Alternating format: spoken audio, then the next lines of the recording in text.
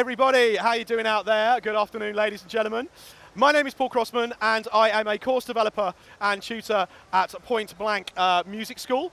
And I'm here today to demonstrate and to deconstruct a couple of tracks from the charts. First of which we're going to go with is Chase and Status's Count on Me. So the first thing I'm going to do, and I've done here, is load the track in.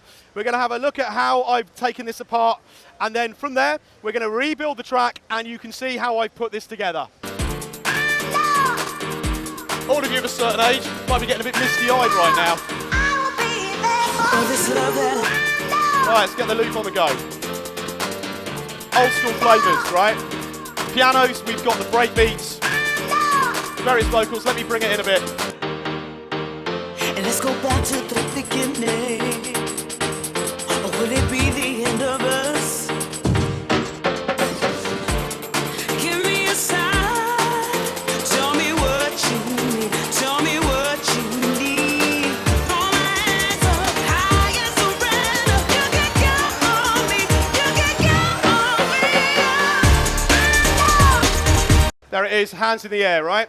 Now, what I've done is I've taken the track itself and I've taken up 8 bar loops. So if we zoom in on this, you can see actually as I had it set up, I've got the first 8 bars in. And then what I've done is use the cut command. So we go in and Command E, and I've sliced it up into different sections, right?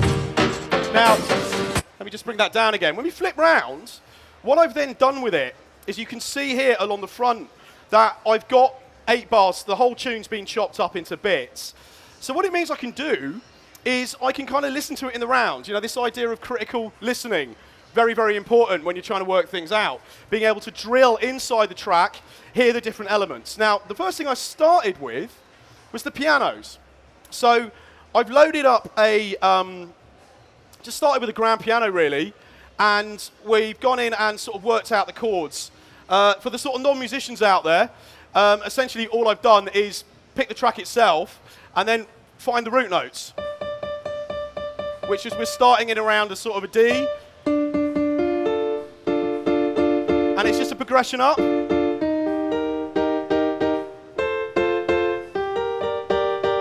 Like that. So what I've then got is I've managed to, well, I put this in. So if I just play this round,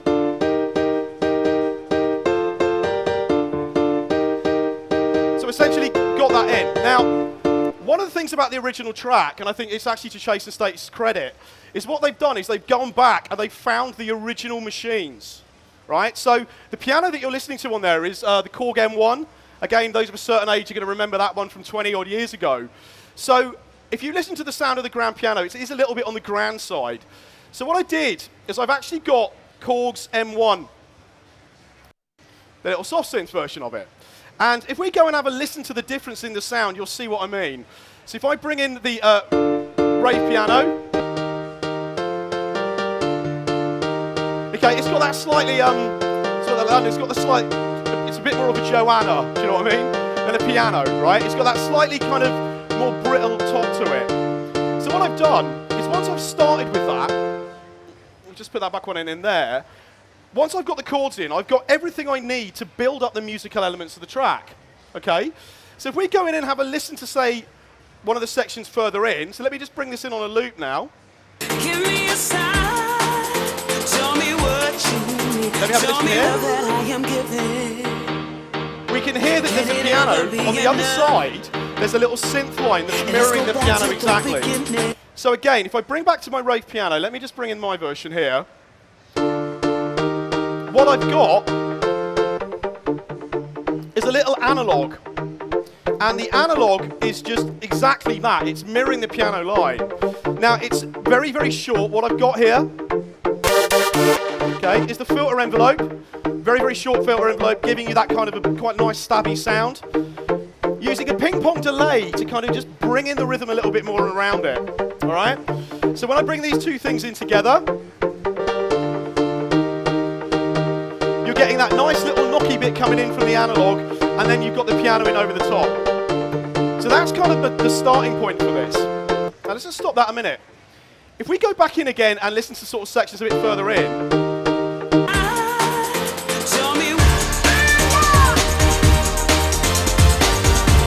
let's have a look at the beats, right? Once again, they've gone back to the old school, right?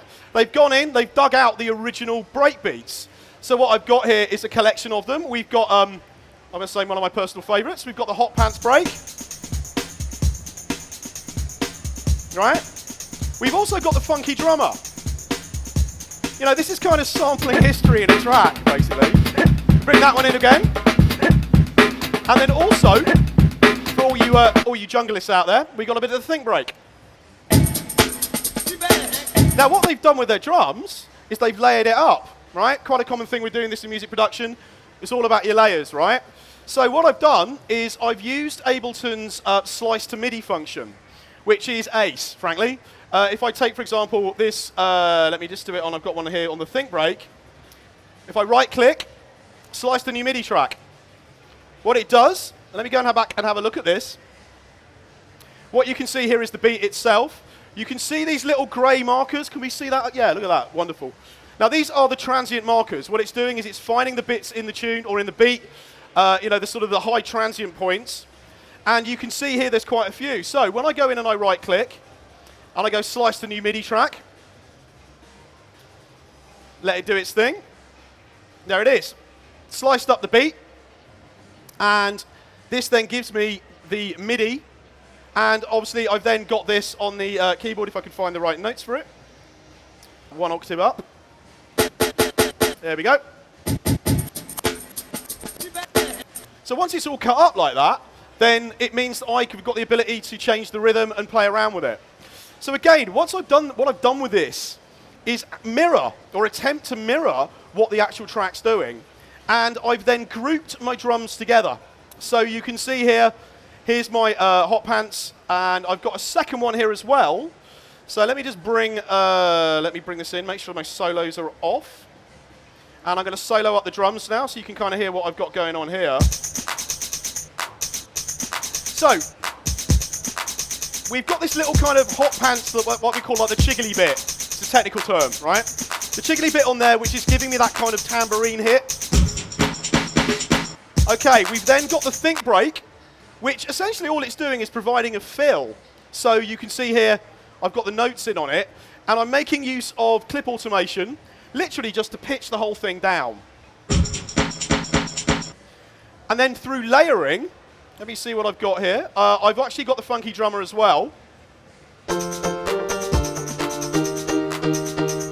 So this is enabling me to bring it all up, right? And then I can go through, stage at a time. So let's have a look at this. We're into the kind of the chorus bit, right? Hands in the air. Remember all that? So let's go through and have a look at what we've got here.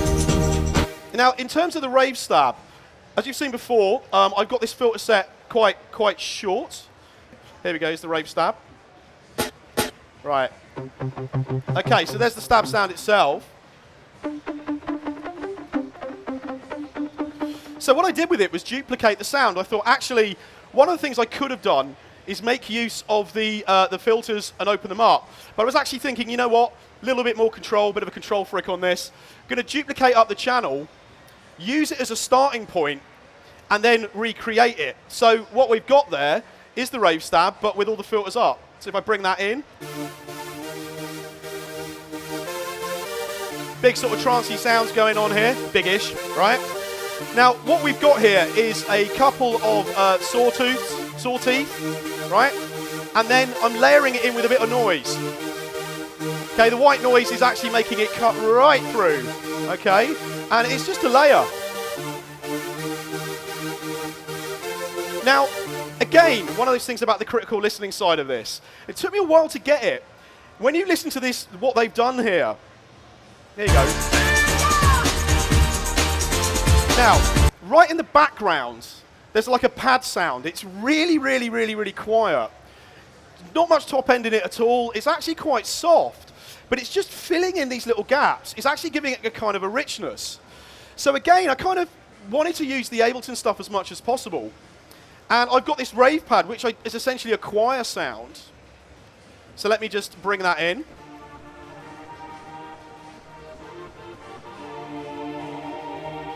just sitting there nicely in the background, not doing much, not getting in the way, not causing any trouble, right? But when you kind of bring it in underneath, let me take it out a minute.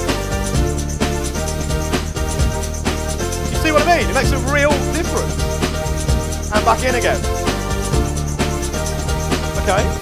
So as I've gone through and done this, I've kind of been able to sort of duplicate up the scenes in it, right? And you can see that as I've gone through, I'm able to build up the whole track. Now, one sort of thing that they've done with this, and it really is a masterclass in rave noises, right? So you've already seen how they've used the M1 piano. You know, obviously being who they are, they would have gone out and got a real one. You know what I mean? You know, us mere mortals, software versions kind of work, right? Now, the other thing that they've done as well is if you listen to the end of this track, right? All the rave noises, you know what I mean? You can almost see how they've ticked them off the list. You know, we've got the Dominator, tick. We've got the M1 piano, tick. You know, they've done it really, really well. Now, that Dominator sound, again, it's come from a specific keyboard. Those of you out there into your keyboard nerds out there, it's an Alpha Juno 1, 1985 Roland, and it's a sound called Domination, right? And it's the sound of the early 90s. Okay, now I was kind of thinking about ways of creating it, and actually I have a bit of a confession to make. I sort of cheated a little bit, right? I found the sound. Are those of you into your techno out there know of a guy called Joey Beltram? Maybe, yeah. Seeing a few nods around like that. Track he did called Mentasm. There we go, RNS, yeah, there we go. It's all coming back, it's all flooding back. So actually what I've done with that is I've got the Mentasm stab. So I've loaded this in to a sampler. Here it is, in all its glory. Now what I'm going to do, I'll show you the actual sound itself. So within here I can go to my current project, go to my imported sounds, and I think, here we go. Yeah, I can see some smiles out there. So, we've got the whole thing going on, right? So what I've done with it, get it into the sampler, as you can see, and I've gone through and I found a section of it. Here it is, here's the Mentasm stab. Let me solo him up.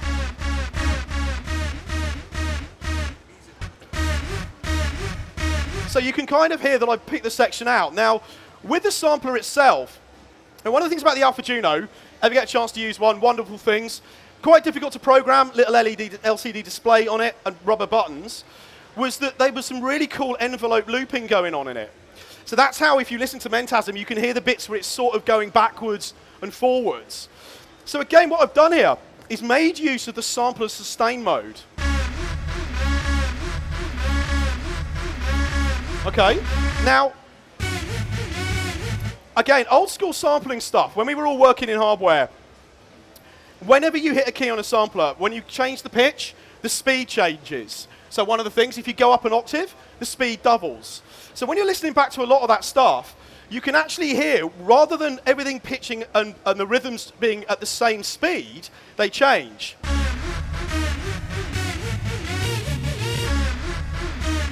You know, it's that kind of very, very old school thing again. And I've made use of it. So if we look at the part, it's only a small part here. I've also added some pitch bend. So we've got the kind of the roll off on it. And we can play this in. Let me just bring this in on the part here. That kind of thing. Let me bring it in on the end there. You should be able to see it. There we go. Now what I've done as part of this deconstruction is I've made every single one of my loops 8 bars long. So they're mirroring exactly the bits that I've chopped up. So in the kind of the days that I've spent listening to this tune for your pleasure, I'm not going to count how many times I've heard this, but let me just say I can do it in my sleep now, all right? Now, what that means is that I'm able to then, as I'm listening through to the different sections, in real time, trigger it through. Now this is a great technique if you're trying to get to the bottom of your favorite tracks, right? It's all those sort of things that we want to do when we're producing and when we're starting out. You hear tracks from your favorite producers, how did they do it? One of the things you can do is by chopping it up and putting it in like this, it gives you the chance to just listen to it in a bit more depth. So what I can also do now, making use of Ableton's warping, let's go back to the first bit again. So you hear those little hi-hat bits? Is that loud enough, guys? A little bit more. Right, there we go. So I can make use of Ableton warping and I can slow this down, right? Now, you can hear it starting to break up. Now let me just put this into a different mode, right? Got my warping mode here. Make use of the complex mode. There you go. Now I've slowed it down. It means even with my 3 fingers, I can play the chords along. I can work out the bits that I need, and then I can move it onto the different sections. Now, the only thing I haven't been able to do obviously is recreate the voice. Now, the final thing in this is the rises. What we've got here, let me just bring in the section. I've got that muted out. Let me bring my drums in. Let's get it back up to speed.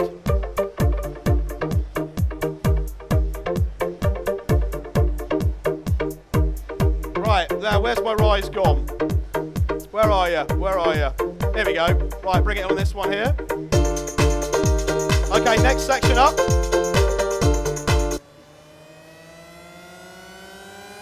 Classic stuff.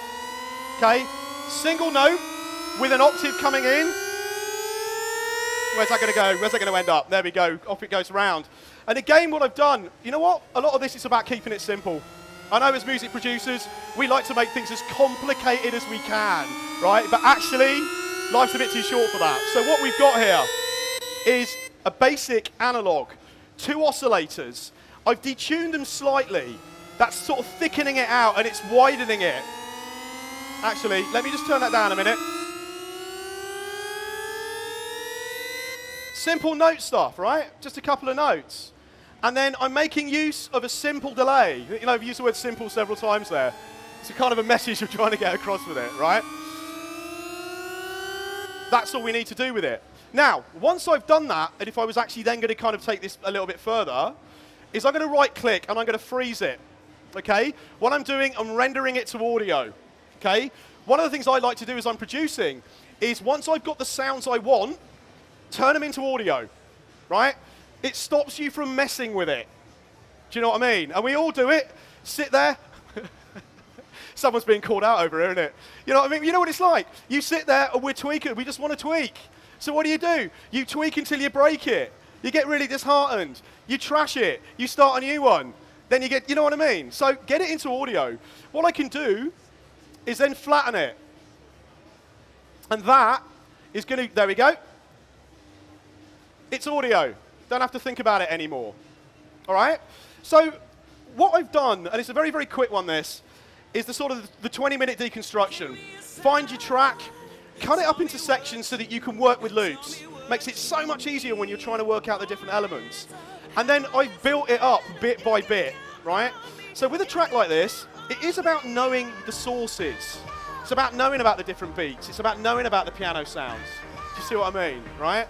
And actually, if you do that, it kind of makes things a lot easier for you, right? Which means you enjoy it more, which means you're more likely to want to keep doing it.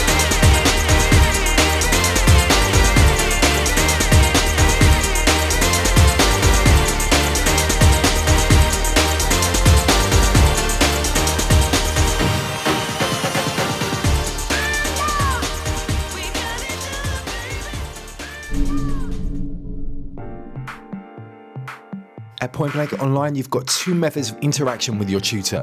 Firstly, you've got the weekly online masterclass, which is in real time. And then also we've got feedback on your assignments, and that's known as DVR. So the online masterclass is a 1-hour session you get with your tutor every week.